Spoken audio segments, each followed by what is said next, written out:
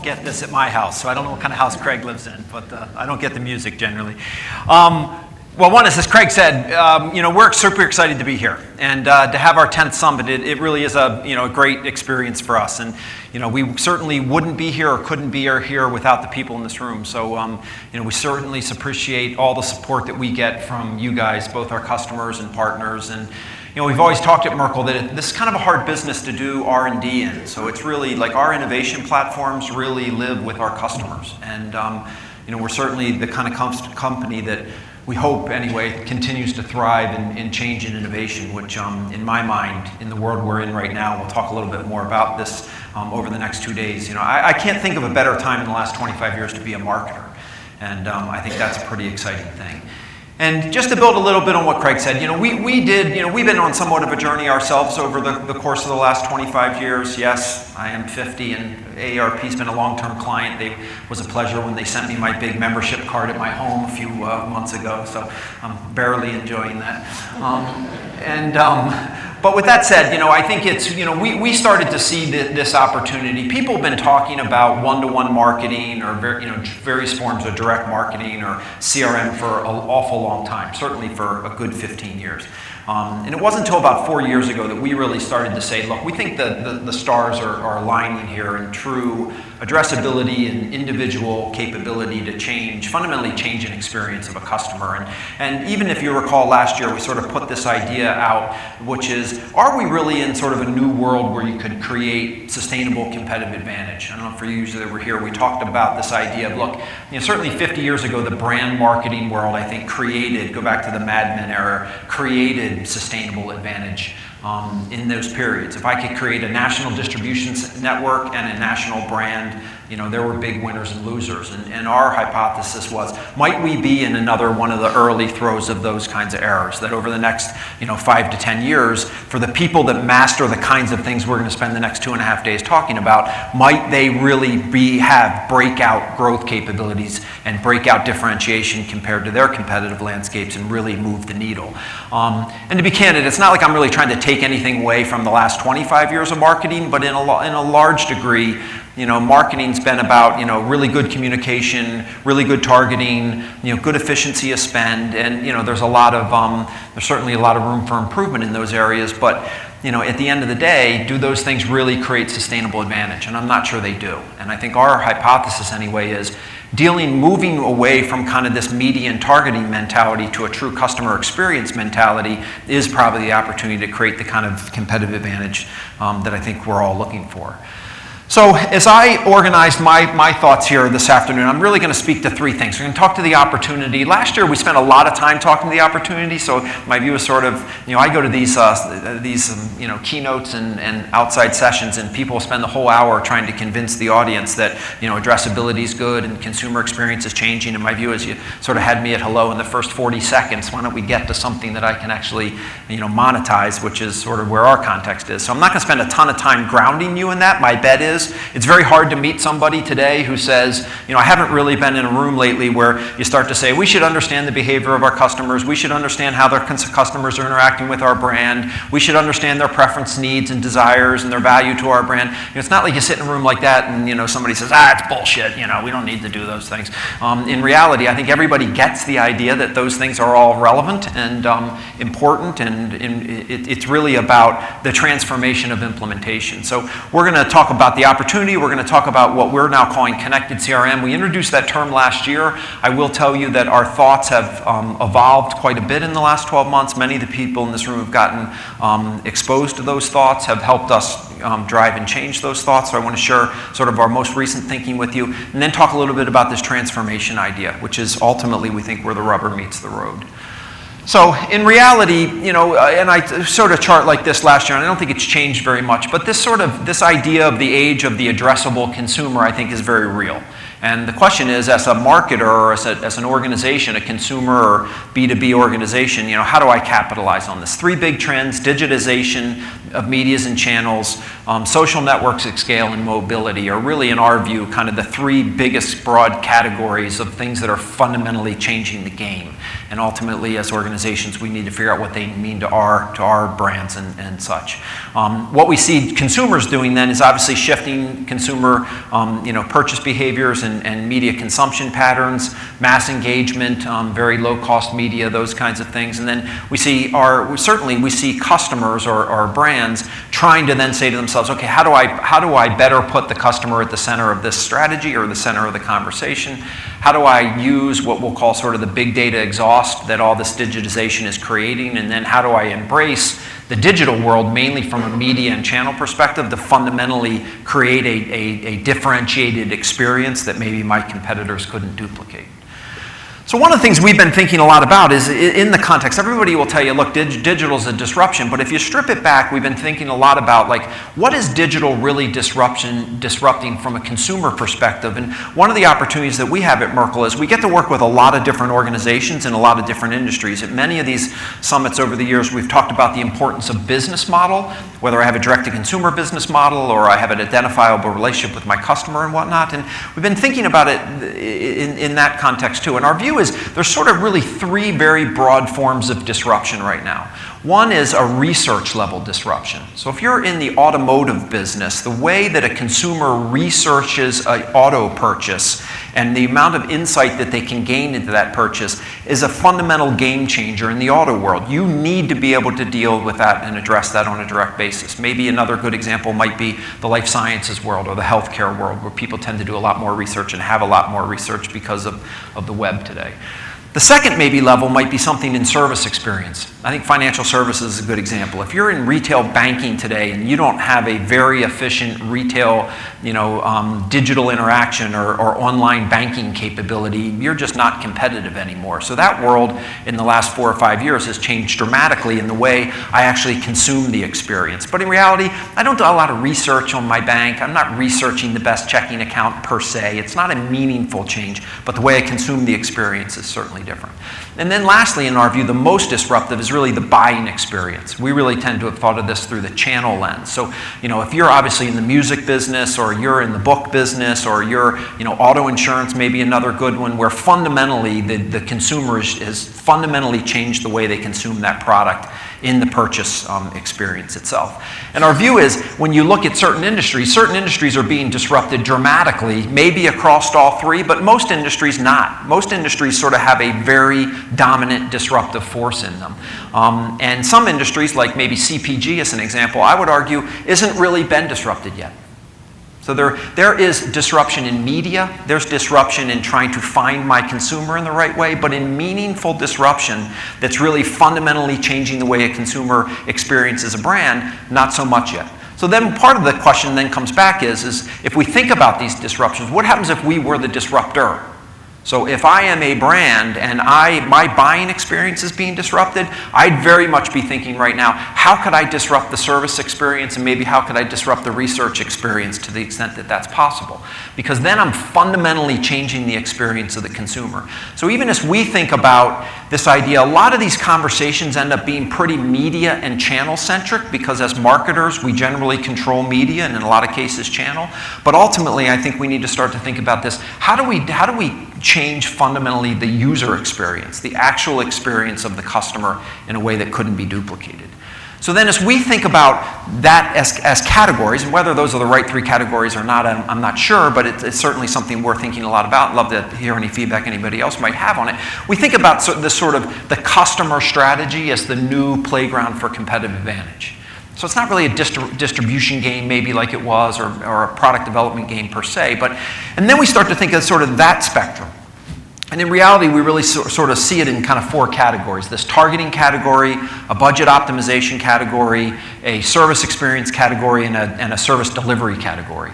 And clearly what we're seeing, if we step back, every marketer's working on targeting efficiency and targeting effectiveness and how do I allocate dollars to the right budget categories. I mean, that fundamentally is what we do with marketers. But in reality, probably not really creating a tremendous amount of competitive advantage over a period of time because those things aren't necessarily unduplicatable.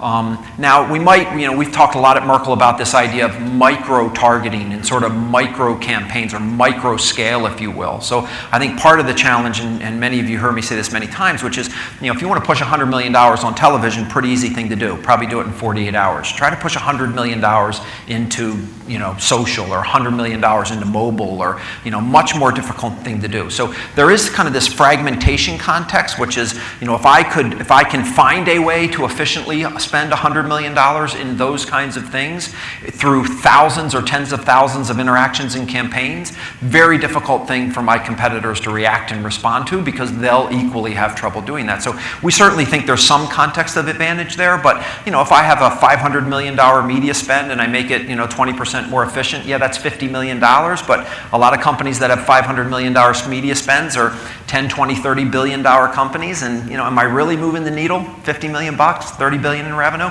Probably not. So we really start to think about what are really the things that can move in the needle, and we think about it more in that context of the service experience itself and the service delivery model, the way the consumer actually buys the product. So we think to some degree, as we have a CRM conversation, our view is that's sort of the evolution of this. So if we can really nail the interaction side of this and efficiently engage and communicate with those consumers from a media perspective, that's great, and I think there's a lot of power in that, but ultimately, how do we fundamentally change the experience? So just building on that, we think that there's an opportunity here and a challenge at the same time. So certainly everybody's been talking about, we've been talking about addressability and targeting efficiency and one-to-one capabilities for an awful long time. I think the reality of it is, in the last 24 months, certainly in the digital world, this idea of the digital world moving from an anonymous world to a known world is really the most significant change that we've seen in the market. So it was really interesting. Part of our, I think as many of you know, we took on a financial partner back in 2010, Technology Crossover Ventures, TCV, and they're out of Silicon Valley, and part of the reason we chose those guys was their connections into Silicon Valley. One of the first meetings our partner out there, Dave Wan, got with me was with Facebook. So I was with some executives from Facebook on sort of the development side of Facebook, and we were talking about the idea that, look, you have email us a key, and we have all these marketing databases, and if I could somehow use that key as a linkage to these marketing databases, they cut me off basically in the middle of the conversation and said, it will never happen. It will never happen. We wouldn't even allow you to do that from a testing perspective to even understand if there's value associated with it. 14 months later, it happened. Okay, so they announced, we're now connecting. You can connect with a phone number, an email address, or a Facebook ID. Boom. To Craig's point, Pinterest is going to head in that same direction. You've got Twitter heading in the exact same direction. Everybody is going to make these platforms completely one-to-one addressable under an appropriate term of service or whatever, however we would define that relationship. So this idea that we're moving from a world of personas to a world of known individuals, I think finally after 15 or 20 years, we're actually really here. And I think, from my vantage point, part of the thing that I think is super interesting is to be asking yourself, of all the interactions or media spend that I have with my customers, how much or what percentage of that spend can I actually target at the household level? And my view is I'd be trying to drive that percentage up in a meaningful way, trying to, again, create a KPI or a metric to really help us focus on that.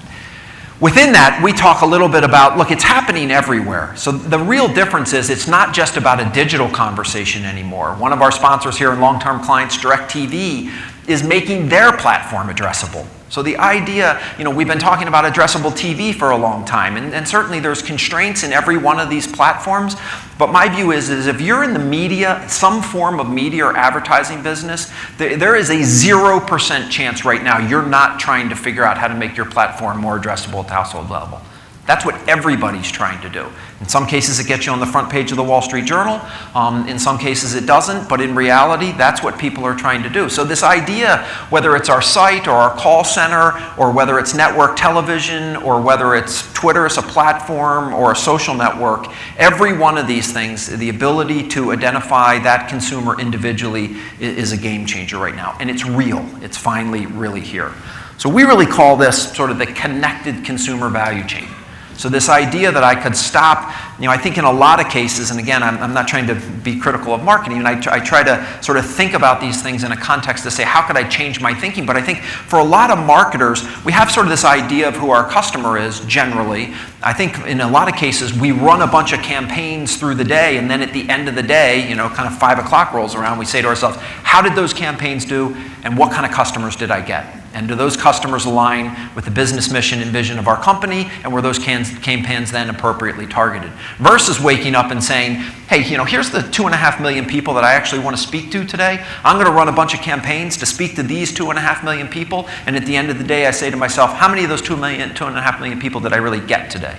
Okay, meaningfully different approach by looking at the value of that customer on the front end of that media conversation, and not seeing the customer as an outcome of a marketing activity, but seeing the customer as an input to that marketing activity. And in reality, because now we can individually target on Facebook, we can actually execute on that vision. The question is, do we know which 2.5 million? We built our entire infrastructures with a campaign-centric first mentality. So the question now is, would I even know what 2.5 million people or 5 million or 10 million people that I want to talk to today? And then even more interesting, what would I actually say to them? Or what do I want to say to them? What products and services do I want to offer them? Just the idea that I expose them to media in and of itself is an opportunity, but probably not, obviously not the whole opportunity. So as we think about, just sort of bringing this point to life, this is a health pair example, but, we've all been talking about this idea of, if I could do this, then I could do this, and I could have this 360-degree view of the customer, sort of this very rational conversation about, what media looks like. But in reality, every one of the examples up here is real today. So, whether I can see somebody on a Facebook page and then retarget them, or whether, somebody's logging in for, onto my site, during an open enrollment period, and my ability to retarget them, or ability to capture preferences, or seeing a Directv ad and then retargeting that to Sports Illustrated or, a media play. All of these things are actually really here. Now, candidly, we know maybe I don't get 100% coverage in everything. Maybe some of these things have 10, 20, 30, 40% coverage. But in reality, we can really make these connections today. So I think we're moving from a world, and we're going to talk a little bit, obviously, on Wednesday. We have a whole group of sessions on the infrastructure. So the data management side, I'm not underestimating the challenges associated with this. But in reality, that's not the challenge associated with this. The challenge associated with this, which I'll show you in a moment, is more about the utilization of it than the actual matching of it anymore. So I think we're thinking about these things, and I know many of the people in this room are thinking about these assets more as enterprise assets now, as these connections can be made. The question is, how do we monetize those connections over a period of time? And that's to some degree is an evolving skill set. So just a couple examples to kind of bring this to life. So, this is an example of an auto insurance company, actually, who increased CPA. I mean, everybody loves to show in the case studies, we increased this by Y, we increased this by X. But, in reality, yeah, there's good results associated with these things. But at the end of the day, what's more interesting to me is the changes in the way that we're using data. Okay, so in this particular case, yes, there was great financial outcomes here, but it's really using this idea of anonymous median impressions from with offline views of converted customers, basically using anonymous connections to a value metric, and then building a lookalike model to make the linkage between those things is really what moved the needle. So it wasn't necessarily just targeting within the context of a more efficient, cookie pool, but targeting in the context of the cookie pool linked to a lifetime value that is actually known. Okay, so just a really good example of how those linkages can start to come together, and we can very quickly monetize them. Second example here happens to be a credit card issue, and this one's really more search related, but similar in context, making the linkage again on particular or individual level keywords related to the value of a particular segment. So I'm optimizing, again, the linkage of something that was unknown to me maybe 12 months ago in bidding on a particular word, because I couldn't make the linkage of that particular word to the actual value of the individual that clicked on that particular ad. We're now, with the use of cookies and pixels and matchbacks and whatnot, we're able to make those linkages and then embed those models on the front end. So just another good example of kind of demographic, lifetime value, product, and search all being integrated. Third example, customer electronics company. So again, demographics, lifetime value, product, and then more like the DM side of the world, but using, anonymous site level data. Most of the people in this room have millions, if not tens or hundreds of millions of, anonymous visitors to the website. And if we could, or the call center, if we could make the linkage to, that anonymous to known, and then, not only from a retargeting perspective, every time we see them again, we can have a much more intelligent conversation with them, and the linkage itself, those things are possible today. So to be able to make those connections, these are real examples of where this data is really being connected, and then obviously wonderful financial impact associated with it. So as I said, in my view, the opportunity, I think it's a little bit of kind of had us at hello conversation. So we didn't want to spend in the structure of the next few days isn't really focused on the opportunity. The opportunity, the focus of the next few days is really focused on something that we've started to build our thoughts and ideas around that we call the Connected CRM Framework. So for those of you that are here last year, we introduced this idea of Connected CRM, but we really at the time saw it through sort of a capability. We tended to see it first through a capability lens and then a skills lens. So if you recall last year, we talked about sort of 6 core things you'd have to master in our mind to do good integrated customer marketing, or good connected CRM as we call it. And as we've then started to get more into the implementation paths of this integration, we stepped back and said, look, there's really, at the end of the day, there's kind of 5 categories that frame all this up. And it's not really about the skills, which is where the gaps are. It's really about the connective tissue from kind of this monolithic campaign-based world to this more integrated kind of all-time on customer connected world, and how do we make that transformation? So I'll give you a little bit of our focus here. And I think if anybody's been around Merkle anytime in the last 5 years, you've probably seen this slide. But in reality, I can't stress enough how true we continue to believe that it is. I think it is very hard to make this transition from kind of the campaign-focused world to the customer-focused world. For all kinds of reasons. The organization itself is generally in the way campaigns work is generally in the way, the lack of currencies to understand value over time, the time series belief necessary to do this is massive. So I understand the ability to measure a campaign at a point in time, but the second I got to measure a bunch of campaigns together over time, the confidence levels start to drop, the commitment to investment starts to change, so on and so forth. So in our view, it is the people breaking through, and there's many people in this room that are breaking through level 3 into level 4 right now, and you can see the financial outcome associated with it. And as we've always talked a little bit about, it's hard because there's so many things. I mean, the second we see this as really a customer conversation and not a media or campaign conversation, we have all these things that influence the customer and the value associated with that customer. So it's not just, and then, in reality, we have a fragmenting media world. So we have a much more complicated media landscape, which is generally the largest budget associated with marketing, quote unquote. We have an ever-expanding channel network, so the way that the consumer engages that brand and the complexity associated with optimizing against that. Then we have the position of the brand, the product features, the service experience, the sales dynamic. We have all these things that ultimately get entangled in, what really created the value, what really created the experience, what is the definition of the experience, how do I know I'm optimizing the right thing, how do I know I'm making the right connections to the behavior that consumer had with my brand to the actual activities of that brand. So as we step back and think about that, we came up with this Connected CRM Framework. So we really see this in 5 dimensions. The 3 dimensions running down through the core of it are really sort of the customer experience dimensions, and then the 2 bookends, if you will, are really the enabling dimensions. So I'm going to, in reality, we made this relatively simple in this idea of customer strategy at the top, and we'll talk a little bit more about what we mean about customer strategy. We really look at that in a couple dimensions: the portfolio strategy, the segment strategy, and the program strategy.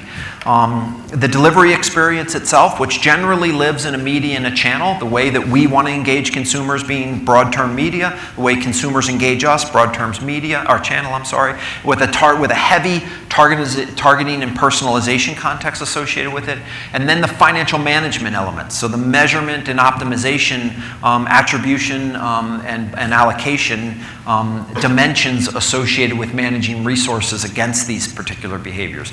Infrastructure is about data and technology, and then the organization is obviously about structure and accountability and leadership and so on and so forth. So I'm going to give you just a quick kind of high-level view of these categories, but I think, as you all know, we've organized the whole summit this year around these 5 categories. So tomorrow we will start with the customer strategy category, and then we're going to do a bunch of case studies, breakout sessions, which John Lee will lead that session, and he'll talk you through kind of what each of those why we chose each one of those particular breakout sessions, so if there's a particular area of interest. But we're going to go through this in a lot more detail. But just at a high level, we fundamentally believe that customer strategy is really rooted in really good world-class enterprise segmentation.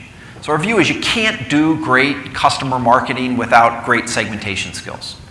So the second we can't identify all of our customers by name, we need another currency in which to speak about those customers. The idea that I'm going to manage a portfolio of 30 million customers at the individual level just isn't practical in today's world, for all kinds of reasons. So at the end of the day, my view is if you can't do world-class enterprise level segmentation, you can't do good customer marketing. And that's really the point that we're trying to drive home. And what we see is, we see lots of people, actually segmentation is one of those terms too that has a lot of automatic listening associated with it. Generally what we mean by automatic listening is bad. Because everybody knows what it is and everybody's experimented with it at one time or the other. But in reality, we see very few organizations that have really been able to create a segmentation capability that is truly enterprise. And what I mean by enterprise is it's not just used from a targeting perspective, or it's not used at a particular point in time, that it is the primary currency in which the organization understands the customer sets, the strategies and priorities, investments associated with those customer sets, a good customer versus a bad customer, customers we're chasing why, all across the channel strategy, the product strategy, the pricing strategy, the promotion strategy, so on and so forth. So how do we link that then to economic value, which we would say is sort of the second critical currency of a customer strategy? If we don't have a customer value currency, in my humble opinion, I don't think you can do good customer marketing. You certainly can't do integrated marketing because you have nothing to integrate to. How would you ever make a decision to allocate resource from A to B? Right? You can't do it at the campaign level because in reality the campaign level is only one dimension. The only thing that matters is the ultimate value of that particular household or individual over time, and how that value rolls up into the portfolio of customers I have, and how that creates profits and growth for my company, which creates the shareholder value that 90% of the people in this room exist for. So at the end of the day, we think those are really the 2 most powerful forces in a customer strategy. A really good segmentation skill and capability, currency if you will, and a customer value currency. And then ultimately that leads to a segment plan. And the segment plan, the segment brief if you will, really becomes that critical asset. So the example I gave of running a bunch of campaigns and then seeing what happened at the end of the day, it is the segment plan that gives me the opportunity to say, no, that's not what I'm going to do. For this particular segment, these are the 2.5 million people I'm trying to get to today or this week or whatever. And these are the reasons why. Here's where I'm going to get them. Here's the economic value derived from them. And then I'm going to judge at the end of the day or the end of the week or the end of the month to say, how am I doing against that particular plan? So if we take that then into the experience context, we really think granularly, and if you go back to kind of the continuum that I talked about from kind of targeting and media and optimization into experience itself, I think ultimately, one of the really interesting questions, one of the things that I've found in my experience and spending a lot of time in this marketplace is, this is a very rational subject matter. So it's very rare, as I said, where somebody says, that's bullshit, we're not interested in being more customer-centric.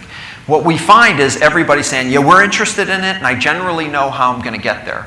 But I think when you ask people, generally they start to describe, well, I'm going to have a better understanding of who my customer is. I'm obviously paraphrasing. Better understanding so that I can be more relevant, at the right time, with the right offer, with the, right economics, so on and so forth. But I think one of the most interesting questions of all is not really about the right time and the right offer. It's really, tell me fundamentally how the user experience is going to change.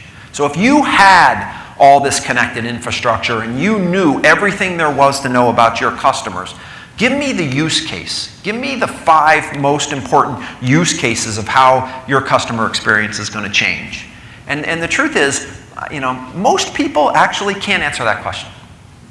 They fundamentally can't describe it. They can only describe it in the sense of, it's going to get better. And you say, well, how? I don't know. I mean, and I'm not trying to say, people can talk about it in the sense of, okay, I can retarget from here to here, and that's relevant, and I know I can make money doing that. But if I really think about trying to get our eyes up to kind of that next level of experience, I think that's really where the game changer is. We actually have a client that has spoke at the summit that I think is world class at that, and it's Disney. So Tom Boyles, who runs CRM for Disney, when you ask him that question, you better sit down, because he has 30 or 40 use cases he's going to walk you through, and they're real use cases about how the actual consumer is going to feel the impact of what he knows about them. And it's a super interesting conversation. So I'm sure there's many people in this room that are capable of doing that, but generally my observation is most people can't take it to that final level. And I think as we think about experience, we're trying to think of it at the broadest level, which is what will that experience be, but it does start with the granular level of understanding how do I identify and how do I target at an individual point in time, and more importantly, how do I customize? I would actually distinguish a little bit between personalization and customization. Just because you say, hey David, good to see you, that's interesting, but customize an experience because of something you know about me, much more relevant. So we also think there's a continuum here, and Craig and his team will talk a little bit about what we're doing or what we're seeing as we think about customer experience in the broadest dimension. As we think about financial management, as I said, it's really about currencies here. So what is a broad measurement framework that we can understand the most critical KPIs across the spectrum of customers and campaigns and channels and medias and so on and so forth? Obviously, attribution, interestingly enough, my view is, if you go back 5 or 6 years ago, attribution wasn't really a big word in the marketing landscape. We talked a lot about media mix and things, but not really the word attribution. It's become a much more critical skill set in this. The great news is the way the technology is advancing there, there's a lot of opportunity there. So how do I attribute a behavior to an action? And then ultimately, how do I make budget allocation decisions? So how do I get the money in the categories that move the needle? Obviously sounds really easy, but our view is there's pockets of really world-class work going on out there, but it's a difficult thing to pull all those things together across the enterprise. On the organizational side, obviously leadership alignment, integrated work groups, talent, skills, all of the things associated with that. And our sort of view at Merkle, Craig mentioned our commitment to getting more in the consulting business. Part of the thing we saw 2 years ago was that, look, when all this data finally does come together, and it really is going to come together, we think the bigger challenge in a lot of ways is really on our client side. It's on the organizational side. It's getting the compensation systems aligned. It's getting the accountabilities aligned. It's getting the currencies built. It's those kinds of things. So, we wanted to play, or we spent a lot of time in the last 12 months trying to observe. We've done a bunch of research. I'm going to show you a little piece of that here in a second. Steve LaBelle will talk a little bit about that on Wednesday, and how those things are evolving and how we could be an accelerant to those processes. So broadly, how do we get these things embedded into the monetization in a much more efficient manner?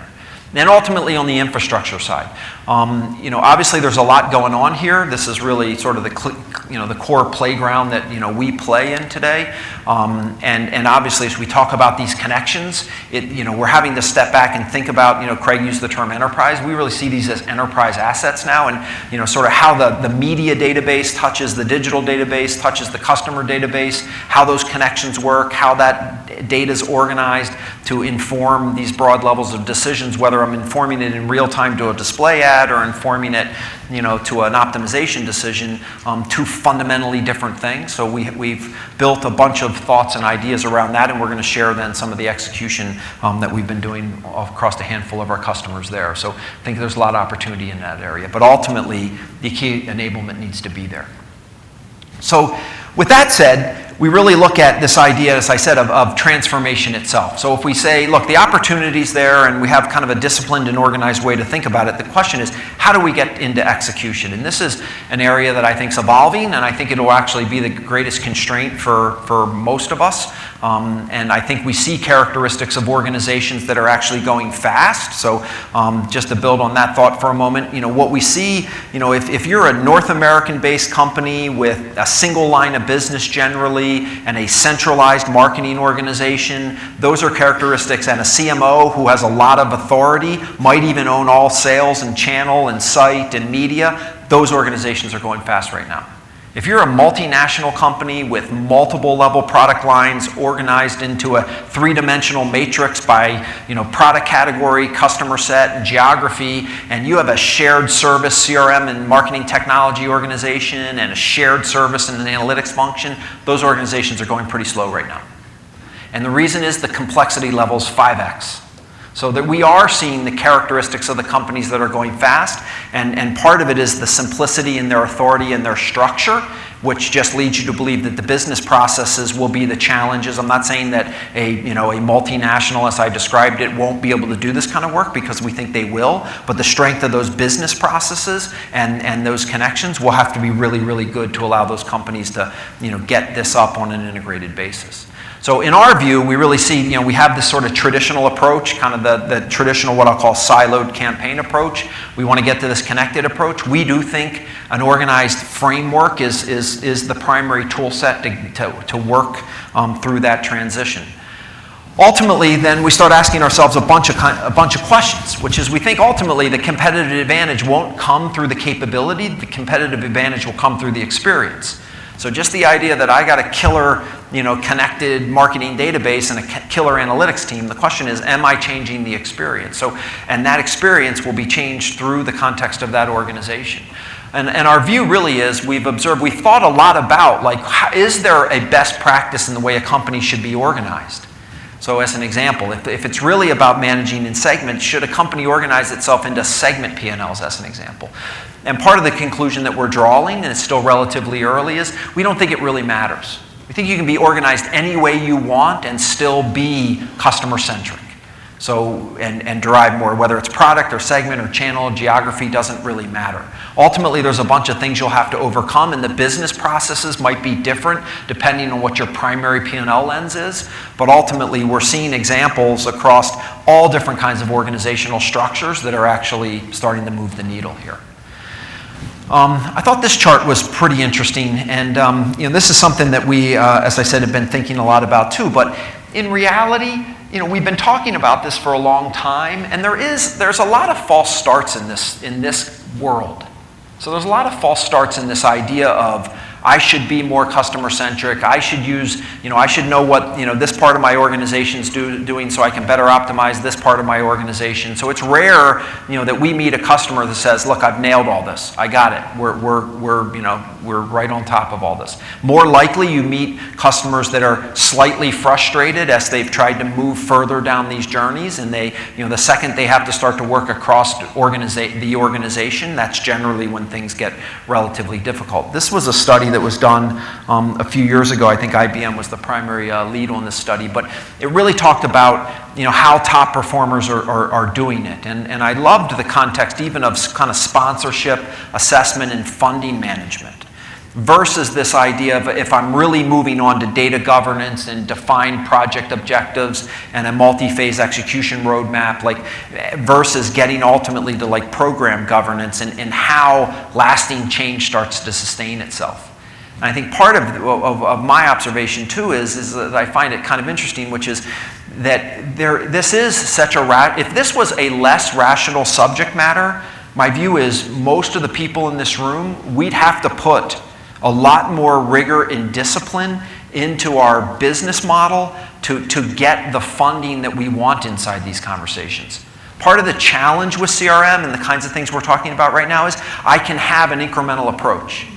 So, it was an interesting conversation maybe 3 months ago, and it was a Merkle meeting with one of our clients, and we're talking about, we have a pretty high level, a group of executives that control way more than $1 billion in budget sitting in a room. It's about a $50 billion company.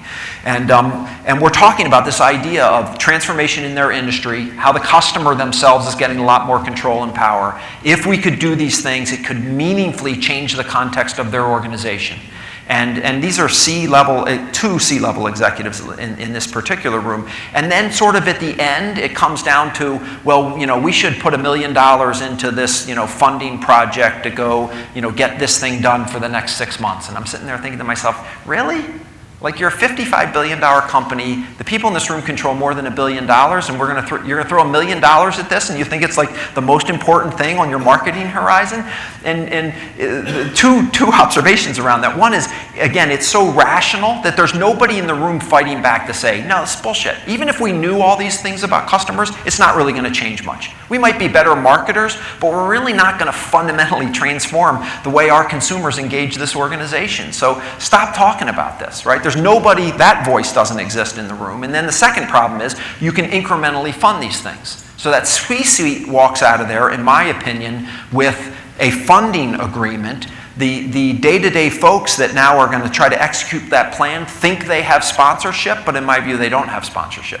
They have, hey, that was $1 million, and I hope it works, and report back in 6 months and let me know, how you did. But if you were sitting in that room telling, and the reality was it was a $200 million, 24-month investment, it would be a much different conversation. And in reality, maybe it should be a $200 million investment. If you're really going to change the scope of the way this particular company has like 50 million customers, you're going to change the way those 50 million people engage you, you're going to do it for $1 million? It's not going to happen. So a little bit, I think this is interesting in starting to think through, like, what are really kind of the organizational dynamics that exist in implementation, and maybe rethinking, in some cases, why those things are too easy right now. And in some ways, if I was sitting in the marketer's shoes right now, and I was trying to get funding on one of these things, I would actually be trying to make it a bigger story, more complicated, more difficult. Because I'd want more rigor behind the thinking to really be saying to myself, is it real? Because if it's real, we should be going harder than $1 million. And I'm not trying to minimize the idea of a pilot, that's great, but in reality, I think there's something in the context of that conversation. I thought this was really interesting. We just did a bunch of research on this subject, and we did some research around asking organizations about the things that they're doing around what we call connected CRM, and then categories of companies, basically high growth companies against low growth companies. And then we split the data to high and low growth. So it was interesting that for top growth organizations, 36% of them said senior managers' attitude on CRM was a critical way of life versus an important management tool. And I think it's a really good distinction because, again, it's that rational context. As an important management tool, that's where I get permission to go spend money against CRM. But as a really critical way of life, that's really kind of the sponsorship context.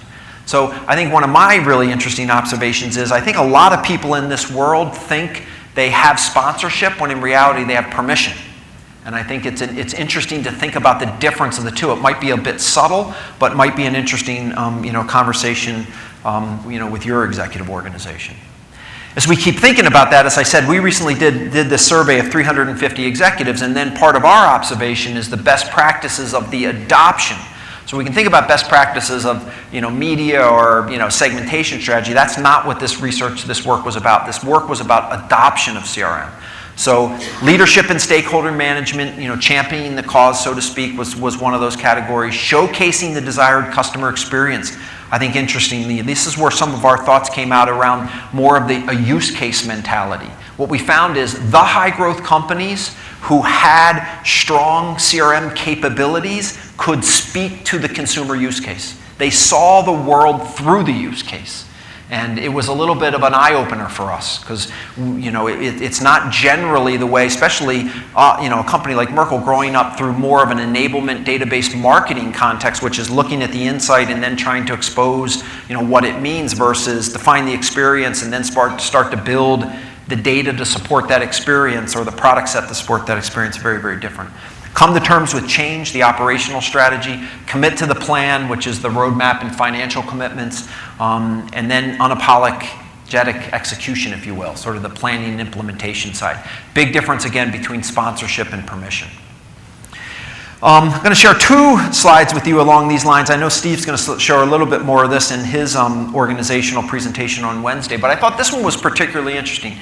The 6 skills that we talked about last year when we introduced the idea of connected CRM were managing a full view of the customer, ability to understand, segment, manage customers based on their value, allocate resources for long-term customer value, customize and personalize the experience, understand the incremental impact and change to or respond to change in customer, competitor, and marketplace conditions faster than others. And when we looked at these categories where people reported that they were either well above average or among the best anywhere, and then we split the data by low growth and high growth companies, I thought it was really interesting that the high growth companies were 6 times more likely to have among the best anywhere as a skill set here versus just well above average putting you in a low growth category. So there was 350 companies in this study. So I think that, and if you look at the detail of the data, I think it's actually even more interesting, which supports this idea. Customize and personalize customer interactions. A high growth company is 16 times more likely than a low growth company to have a skill set there among the best anywhere. Versus manage a comprehensive view of the customer, it's not that much different.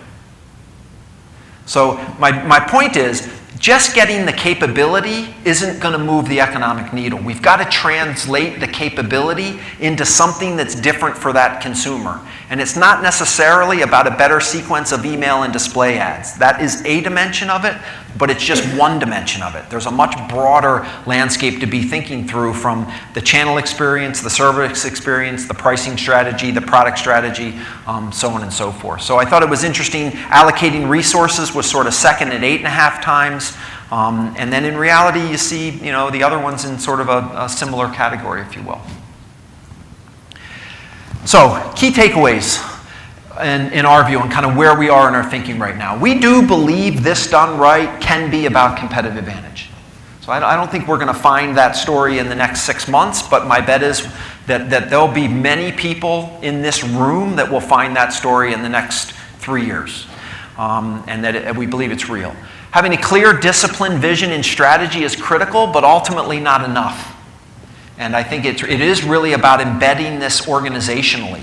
And I think we've spent a lot of time talking about the data and talking about the analytics and talking about the media, but at the end of the day, the biggest constraint of all is going to be talking about how the organization has to change in order to capitalize on the assets that are being built.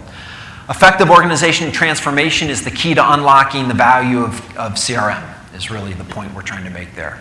And then we've organized the next 2 days around the 5 dimensions of connected CRM, as I said. So we really said to ourselves, let's go through this in a methodical way, and hopefully the next 2.5 days or 2 days now will unfold us a story. So we're going to start tomorrow morning with customer strategy. We're going to go into how that, and we're going to make the linkages from customer strategy to experience. We're going to make the linkages from experience to financial. We're going to make the linkage along those 3 dimensions in examples to what the infrastructure had to look like in order to operationalize it.